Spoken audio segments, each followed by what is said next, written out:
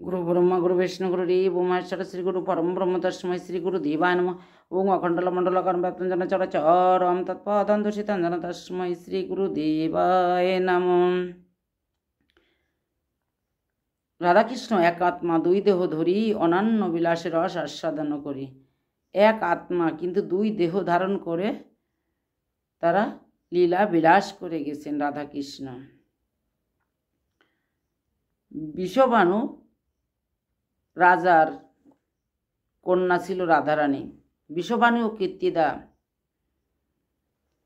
এদের কোনো সন্তান ছিল না, অনেক বছর হয়ে গেছে। তা একদিন কীর্তিদা স্নান করতে গেছে, যে দেখে জলের উপর একটা পদ্মফুল, পদ্মফুলের উপর একটা পোকা। পদ্মটাকে তুলে এনে ঠাকুরের আসনের ভিতর রেখেছে। ওইখানে আস্তে আস্তে ওই পোকাটা, সোনার রঙের পোকাটা বড় হয়েছে। কয়েক মাস যেতে যেতেই সুন্দর একটা কন্যা সন্তান সে পদ্মফুলের উপর। তাকে পদ্মফুল থেকে উঠিয়ে এনে খাটে শুয়ে দিলেন আর লোকদের জানিয়ে দিলেন যে বিষবাণু রাজা ও কীর্তিদার কন্যা সন্তান জন্মগ্রহণ করেছে। কন্যাটির চোখ ফোটেনি। সবাই জেনে গেছে। মা যশোদা চিন্তা করলেন, তাহলে আমার বান্ধবী কীর্তিদার একটা কন্যা সন্তান হয়েছে, আমি যদি দেখতে না যাই তাহলে কি মনে করবে। তাই তিনি গোপালকে সঙ্গে নিয়ে দেখতে আসলেন। গোপালকে কোলে রেখেছেন। গোপাল তো ছোট। গোপাল জোর করে এত ভার করেছে নিজের শরীরকে। আর মা যশোদা গল্পতে যখন ব্যস্ত মাদের সঙ্গে, তখন গোপাল সুরসুর করে নেমে যে রাধারানীর বুকে হাত দিয়েছে আর রাধারানীর চোখ ফুটেছে। এভাবে রাধারানীর চোখ ফুটেছিল। তারপর রাধাকৃষ্ণ তো বৃন্দাবনে অনেক লীলা করেছেন। আয়ন ঘোষ আগের জন্মে সম্ভবত সুতপা ঋষি ছিলেন মনে হয়। তা সে ভগবানের তপস্যা করেছিল। তপস্যা করে বলেছিল, আমি তোমার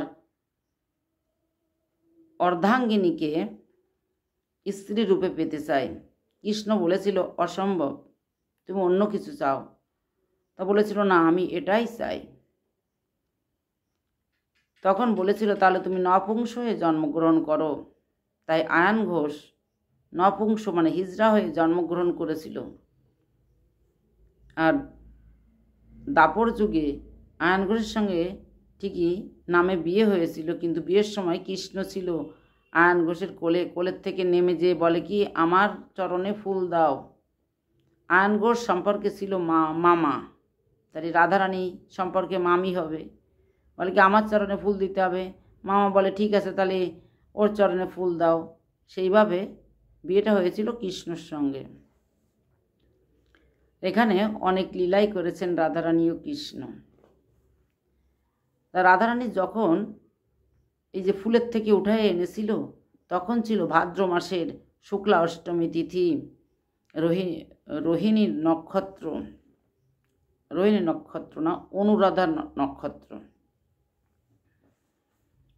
তাহলে ভাদ্র মাসের শুক্লা অষ্টমী তিথিতে অনুরাধা নক্ষত্রে রাধারানী আবির্ভূত হলেন। রাধারানী যখন আবির্ভূত হয়েছিলেন, তখন তার আলোতে, তার জ্যোতিতে বিষবাণুর যে ঘরটা আলোকিত হয়ে গেছিল। এই রাধারানী সৃষ্টি হয় ভগবানের বাম অঙ্গ থেকে। রাধারানী আর কৃষ্ণর ভিতর তফাৎ নেই, একই অঙ্গ, শুধু দুটো দেহ ধারণ করেছেন। আলাদা আলাদাভাবে রস আস্বাদন করবেন। যখন রাসের সময় রাস করতে গেছেন, রাস করতে যেয়ে তখন কৃষ্ণ মজা পাচ্ছেন না, তখন তার শরীর থেকে রাধারানীকে সৃষ্টি করে রাধারানীর সঙ্গে রাসলীলা করলেন। এভাবে রাধারানীর সৃষ্টি হলো। জন্মাষ্টমী ব্রত যেমন করতে হয়, কৃষ্ণ জন্মাষ্টমী ব্রত রাধারানীর ব্রতটাও সেইভাবে পালন করতে হয়। একটা রাধা অষ্টমী ব্রত পালন করলে 1,00,000 একাদশীতে যে ফল লাভ হয় সেই ফল লাভ হয়, অনেক পুণ্য।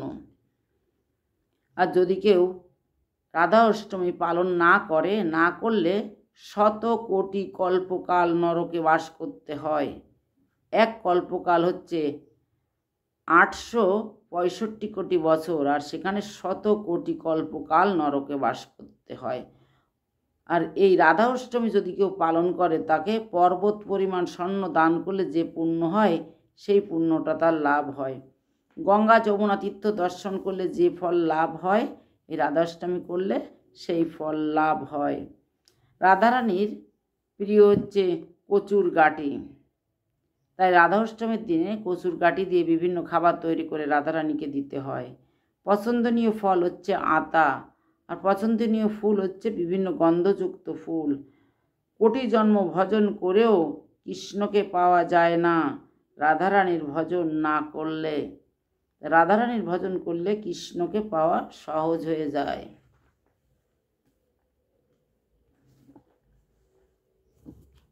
জয় শ্রী রাধা।